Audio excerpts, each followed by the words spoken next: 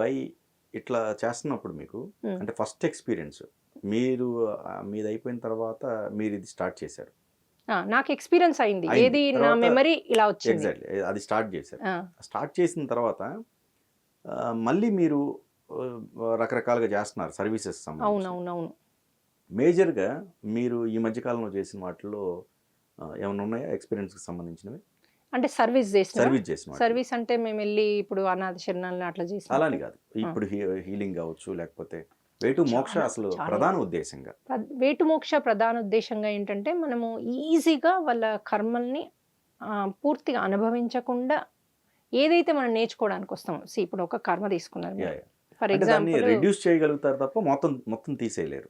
లే మొత్తం పోతుంది. అదే పోతుందా? అప్పుడు మీరు మారినప్పుడే పోతుంది. ఇప్పుడు ఏమవుతుంది, ఇంటర్వ్యూస్తో మీకు పోతుంది వచ్చేయండి అన్నట్టు, ఎందుకంటే మనకున్న 30 నిమిషాల్లో మొత్తం చెప్పలేం. Okay, okay. మీకు మీ తత్వాన్ని బట్టే మీకు పోతుంది. 100% మీరు అంటే 100 కాదు, 98% మీరు తీసుకోగలుగుతారు, 99% తీసుకోగలుగుతారు. ఎప్పుడు మీరు మారినప్పుడు. ఎలా మారడం అంటే, ఇప్పుడు మీరు మా హీలింగ్కి వచ్చారు, చేయించుకున్నారు.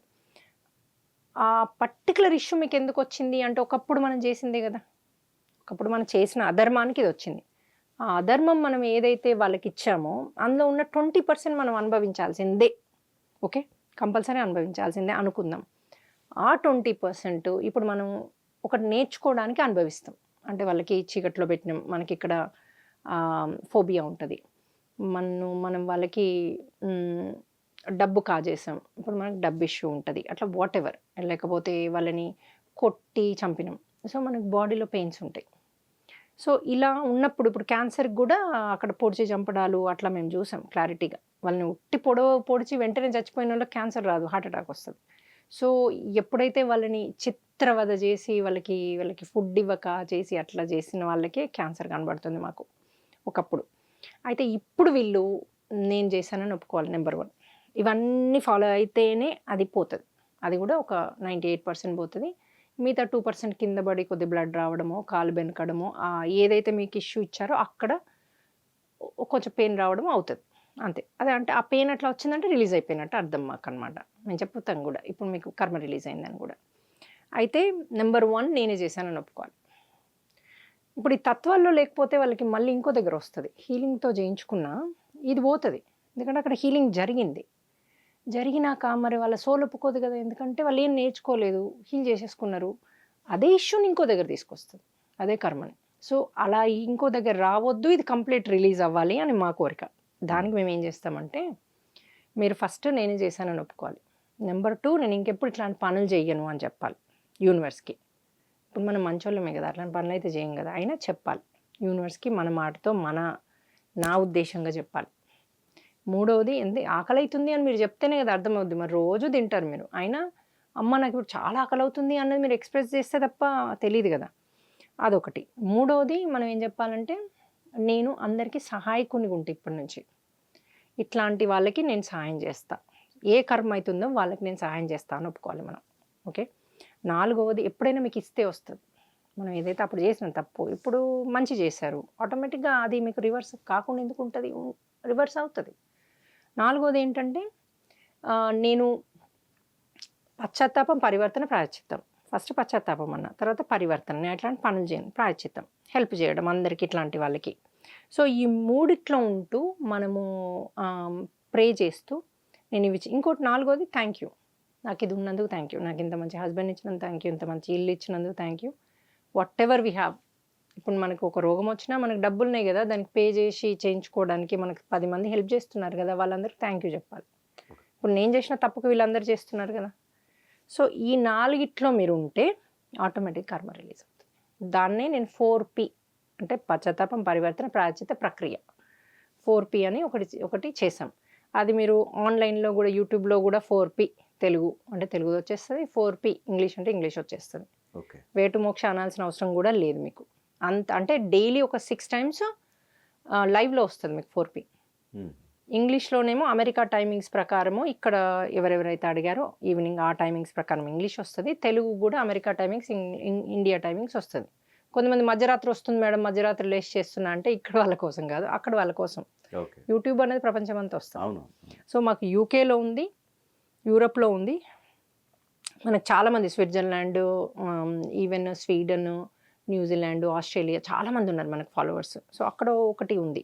యూకేలో ఒకటి మనకి జూమ్ది ఉంది అనమాట. మీటింగ్స్ది 4P అన్నీ కండక్ట్ చేస్తారు అక్కడ. ఓకే.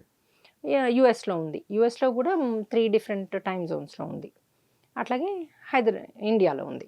ఇండియాలో ఒకటే టైం కాబట్టి మనకి ఈ టైమింగ్స్ ప్రకారం పెట్టుకుంటే సరిపోద్ది. మార్నింగ్ అంటే ఇప్పుడు ఫర్ ఎగ్జాంపుల్ ముస్లిమ్స్ చూడండి, ఖురాన్ దాంట్లో 4 సార్లో 5 సార్లో మసీద్లో నమాజ్ అవుతారు. ఆ టైమింగ్లో యూనివర్స్ ఎనర్జీ చాలా హై వస్తుంది. ఎందుకంటే అప్పుడు చంద్రుడు పోయి సూర్యుడు వచ్చే సమయం, ప్లస్ మిట్ట మధ్యాహ్నం అంటే సెంటర్లో ఉంటుంది సూర్యుడు మన కంట్రీకి. అప్పుడు బాగా హై ఎనర్జీస్ వస్తాయి. అది మారుతూ ఉంటుంది ఎవ్రీడే, కొద్ది సెకండ్స్, మినిట్స్, బట్ ఓవరాల్ అదే టైం ఉంటుంది.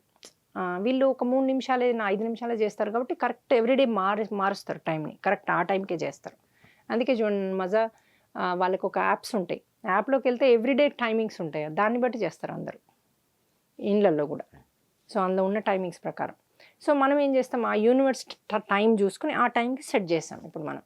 సో సాయంత్రము ఎప్పుడైతే సూర్యుడు పోయి చంద్రుడు వస్తాడు, అప్పుడు హైయెస్ట్ ఎనర్జీస్ మెడిటేషన్ చేసినా కూడా మీకు బాగా కాస్మిక్ ఎనర్జీ వస్తుంది. అట్లాగే రాత్రి ఎప్పుడైతే కంప్లీట్ వెన్నెల చంద్రుడు వచ్చేస్తాడో, ఫుల్ వచ్చేస్తాడు కదా, అప్పుడు మళ్ళీ. సో అందుకని వాళ్ళు ఈ టైమింగ్స్లో చేస్తారనమాట వాళ్ళు. అది రీజన్ ఇప్పుడు ఎందుకోసం ఆయన అది ఇచ్చాడు. ఒక్కొక్క గురువు వచ్చిన వాళ్ళు అంటే ఇప్పుడు గురు నానకే కాదు, అల్లానే కాదు, జీససే కాదు, ఒక్కొక్కరు ఒక్కొక్కటి మనకి నేర్పించారనమాట. వాళ్ళు హయ్యర్ సెల్ఫ్. సో ఇక మధ్యలో మనుషులు దాన్ని బైబిల్ని చేంజ్ చేసిండ్రు, ఖురాన్ని చేంజ్ చేసిండ్రు, అంతా చేంజ్ చేసిండ్రు. But real meaning if you really read, I can tell ఏదైతే జీసస్ రాసిండు, ఏదైతే వీళ్ళు రాసిండ్రు అని. అట్లాగే మన మన మన వేదాస్ ఎక్కువ కల్పరేట్ అవ్వలే, మన గీత కల్పరేట్ అవ్వలే, యాజ్ ఇట్ ఈజ్ ఉంది. అదే మన అదృష్టం. అందుకే చూడండి, ఈ మన తెలుగు గడ్డ మీద పుడితే, అంటే తెలుగు గడ్డ అని కాదు, ఇండియాలో పుడితే అదృష్టం అని ఎందుకంటారంటే ఆ రీజన్తోనే అంటారనమాట. అన్నీ చేంజ్ చేసిండ్రు. ఖురాన్ అప్పుడు రాసినప్పుడు అసలు రాసే వాళ్ళే లేరు, ఏదో బండల మీద రాసేవారట. ఆ బండల మీద నుంచి ఒక బుక్లోకి తెచ్చారు. అది అప్పుడు మెన్ చావలిజం ఎక్కువగా ఉండింది, పురుష అధికారం ఎక్కువ ఉండింది, వాళ్ళు ఇష్టం ఉన్నట్టు రాసుకున్నారు. అది ఆయన మళ్ళీ మళ్ళీ పెళ్లి చేసుకోవడానికి 16 ఏళ్ల వయసు ఆమెను పెళ్లి చేసి, దానికి ఒక బిహైండ్ ఒక రహస్యం ఉంది. ఆ రహస్యం తెలియక వీళ్ళు అది మా మత ఆచారం అనేసి ఇష్టం ఉన్నట్టు చేసుకోవడం అంతా చేస్తున్నారు, రచరచ చేస్తున్నారు. సో ఒక ఆధ్యాత్మిక వ్యక్తిగా ప్రతి ఒక్కరికి కూడా వాళ్ళ నాలెడ్జ్ని ఆ ప్లేస్ని బట్టి అక్కడ ఎక్కడ ఏం అవసరమో, ఎంత అవసరమో అది నేర్పించి వెళ్ళిపోతారు వాళ్ళు. పాజిటివ్ నెగిటివ్ అన్నది కాదు, మీరు చూసే కళ్ళని బట్టి ఉంటుంది. మనం ఎంత నేర్చుకుందాం అందులోంచి అంటే అంత నేర్చుకోవచ్చు. సో అది బైబిల్లో కూడా నాకు ఒక్కొక్కసారి చర్చిలో నన్ను పిలుస్తారు, నేను ఒక్కొక్క పేజ్ చదివి చాలా డీపర్ మీనింగ్ చెప్తాను నేను వాళ్ళకి. సో అందులో ఏది పాజిటివ్ ఉందో, ఏది నేర్చుకోవాలో అది నేర్చుకోవచ్చు. అందులో కూడా మన మోక్షానికి 3 ఉన్నాయి.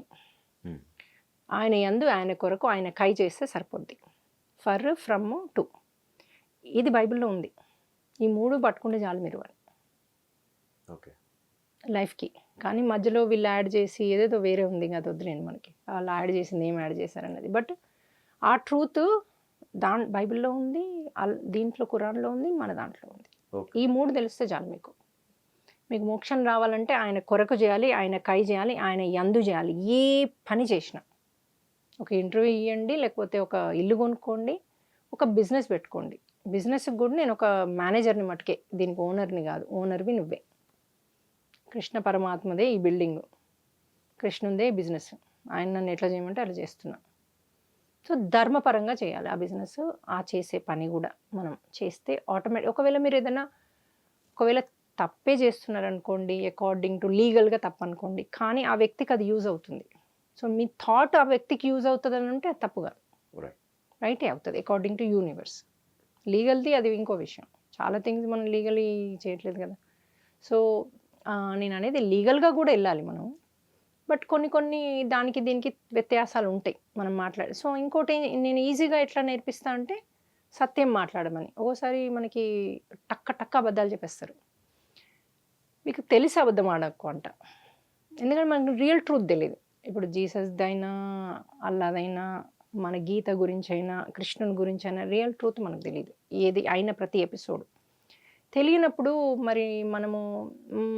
తెలియనప్పుడు మనం మాట్లాడేది కరెక్ట్ ఎట్లా అవుతుంది, అవ్వదు కదా. సో నీకు తెలిసిన సత్యంలో ఉండు, నీకు తెలిసి అబద్ధం ఆడకు, అంత సరిపోతుంది యూనివర్స్కి. ఓకే. అంతేగాని మనకి తెలియకుండా నాకు గీత గురించి ప్రాపర్ తెలీదు, నేను చెప్పింది తప్పు కావచ్చు, అది మనకి కర్మ కింద కన్సిడర్ అవ్వదు. సో మీ థాటే, మీ యొక్క భావనే మీకు కర్మ కింద కన్వర్ట్ అవుతుంది. ఓకే. నేను ఇప్పుడు ఒక గురువుని అన్నాను అనుకోండి, ఆయన చేసిన తప్పు ఇది అది అని, ఆయనది నాకు డీపర్ తెలియదు అన్నాను, కానీ తప్పు అని దూషించా తెలుసుకోకుండా. నేను తెలుసుకొని దూషించాలి, నేను వాళ్ళతో ఉండి వాళ్ళతో సహవాసం చేసి లోపల ఏమేమవుతుందో పూర్తిగా నేర్చుకుని అప్పుడు దూషించాలి. ఇప్పుడు నాది ఉంది, నన్ను ఈవేంటి కర్మ తీయడం ఏంటి ఇదేంటి అంటే, నా దాంట్లోకి రావాలి, నేనేంటో చూడాలి, ఎక్స్పీరియన్స్ అవ్వాలి, వాళ్ళు హీలింగ్ చేయించుకోవాలి, ఆ ఎక్స్పీరియన్స్ని బట్టి వాళ్ళు మాట్లాడాలి, అప్పుడే వాళ్ళు ఎలిజిబుల్. లేకపోతే వాళ్ళకి కర్మ వస్తుంది. అంటే అది తప్పు అంటే తప్పుగా అయితే, తప్పు కాకుండా ఏదైనా కూడా అది నువ్వు ఎక్స్పీరియన్స్ అవ్వలే కదా. పైన చూసి ఆయన కరెక్ట్ గ్రేట్ అనడం కూడా కరెక్ట్ కాదు. ఎందుకంటే మనం ఒకటి ఆశించి అంటున్నాం ఒక వ్యక్తిని, నేను ఎక్స్పీరియన్స్ కాలే మిమ్మల్ని, ఓ అంజి గారు చాలా గ్రేట్ ఇట్లా అట్లా అట్లా అంటే, అది నేను మీ దగ్గర ఒకటి ఆశించి అంటున్నా తప్ప అది ట్రూత్ కావచ్చు కాకపోవచ్చు, అదే నా కర్మ. ఆశించడమే నా కర్మ.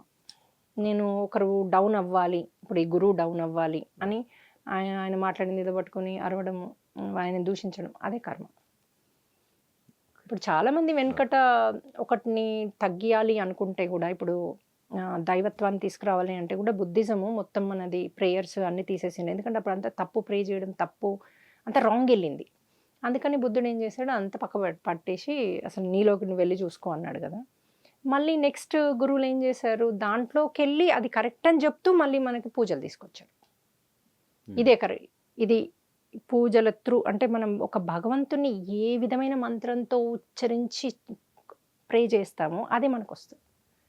అందుకే మంత్రం చదవడం. మంత్రం చదివితే ఆయన ఏదో ఉబ్బిపోయి పొంగిపోయి నీకేదో వరాలు ఇచ్చి నిన్ను ఆస్తిపరుని చేస్తాడన్నది అది రాంగ్, అది అపనమ్మకం. అది నేను బల్లగుద్ది చెప్పగలుగుతా, అది రాంగ్. అది ఎప్పుడైతే మనం ధర్మంలో ఉండి నేను ఒక మంత్రం చదివా, ఆపదామ పడతారు అన్న, దాని మీనింగ్ ఏముంటుందో అది మనం ఆటోమేటిక్గా మనం ఆ ఎనర్జీని పొందుతాం అన్నమాట. ఇప్పుడు కవిన్ పురాణం అని ఉంది, అది గీతలో ఏం చెప్పాడు కృష్ణుడు అంటే, నువ్వు కవిన్ పురాణం చదివితే నువ్వు అత్యధిక ఐశ్వర్యవంతుని అవుతావు, మనిషిగా భోగ భాగ్యాన్ని అనుభవిస్తూ జీవిస్తావు అన్నాడు. అది ఇంకోటి మోక్షానికి ఒకటి చెప్పాడు, ఆత్మ సాక్షాత్కారానికి ఒకటి చెప్పాడు, దీనికి ఒకటి చెప్పాడు. మూడే. మీరు ఇప్పుడు కనుక ఏది మెడిటేషన్ చేసినా ఏది చేసినా ఈ మూడిట్లో ఒకటి వస్తుంది. ఒకటేమో అత్యంత రిచ్గా ఉండడం, రెండోదేమో కైవల్యం, ఆత్మ సాక్షాత్కారం. ఈ రెండు ఒకటే కోవ కిందకి వస్తాయి, బట్ రెండు కొంచెం వేరు. కైవల్యం ఏమో తనకు తానుగా ఉంటాడు, అంతే, తానే కనబడతాడు ఎక్కడ చూసినా, తన ఒంటరిగా ఉంటాడు ఒక లోకంలో, అద్దాల మేడలో ఉంటాడు, అంతే, అది కైవల్యం. ఆత్మ సాక్షాత్కారం ఏమో భూమి పైన ఉంటారు, వాళ్ళకి మోక్షం పొందరాదు వాళ్ళకి. ఈ క్రియాయోగా చేసే వాళ్ళందరూ వాళ్ళే, మహా అవతార్ బాబా ఇలాంటివన్నీ ఆత్మ సాక్షాత్కారం, అది మోక్షాలు రావు వాళ్ళకి అంతవరకే వెళ్తారు, 5వ తలం వరకే వెళ్తారు.